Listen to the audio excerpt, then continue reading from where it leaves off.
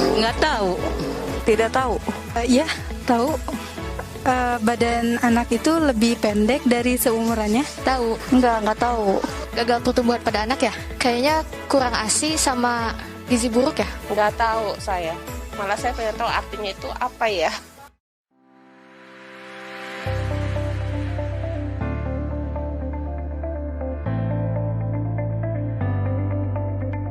Stunting itu memang pasti pendek, tetapi yang pendek belum tentu stunting. Stunting adalah kegagalan pertumbuhan yang diakibatkan oleh karena adanya gangguan asupan gizi secara kronis ataupun karena penyakit secara kronis. Dan ini terjadinya umumnya di 1000 hari kehidupan pertama, mulai dari konsepsi, pertemuan sel telur dengan sperma sampai dengan anak umur 24 bulan. Oleh karenanya disinilah stunting itu terjadi, dan stunting itu di samping ukurannya pendek, kemudian juga dia perkembangannya, jadi ada kecerdasannya juga, kemampuan berorientasi, merespon lingkungan itu lebih lambat dibandingkan yang tidak stunting.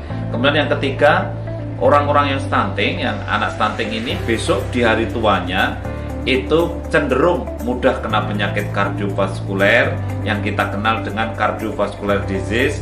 Itu adalah bisa tekanan darah tinggi, bisa penyakit jantung koroner atau stroke misalnya begitu, dan juga mudah kena penyakit gangguan metabolik atau yang dikenal dengan metabolic disorder. Ini bisa saja diabetes atau kencing manis, dan juga ada penyakit-penyakit seperti osteoporosis yang kemudian mudah keropos tulangnya. Inilah stunting. Sekali lagi, stunting memang pendek tetapi diikuti 3 hal tadi. Sedangkan orang pendek belum tentu stunting.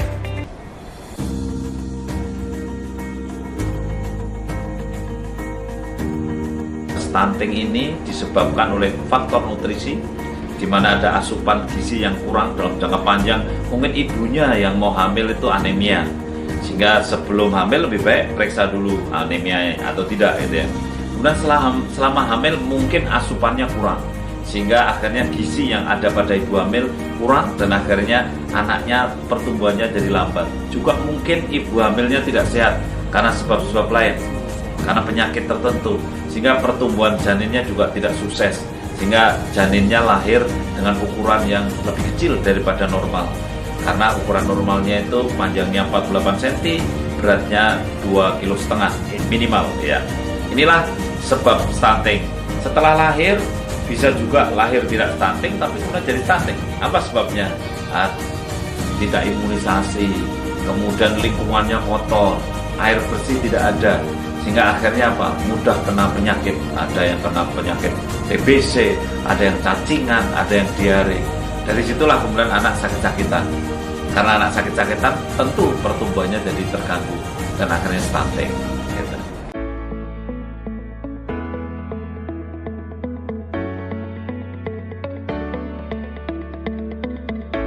Banyak orang bertanya bahwa gimana cara ngatasinya stunting.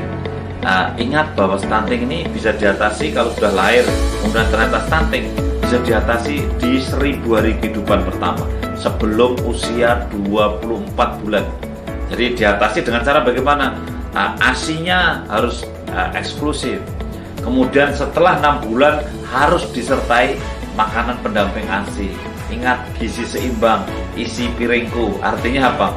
Tidak cukup hanya 4 sehat 5 sempurna, tetapi ukurannya, berapa proteinnya, berapa karbohidratnya, berapa airnya, berapa lemaknya, kemudian berapa vitaminnya yang masuk, mineralnya yang masuk. Saya kira ini harus diatasi, diberikan untuk mengatasi kondisi stunting. Oleh karena itu, kalau sudah anak kita stunting, ingat ASI-nya dan asupan makanan pendamping ASI-nya sampai usia 24 bulan. Setelah itu kita sudah sulit untuk mengatasi stunting. Maka ingat, kesempatan untuk mengatasi stunting adalah di 24 bulan pertama kehidupan. Ya.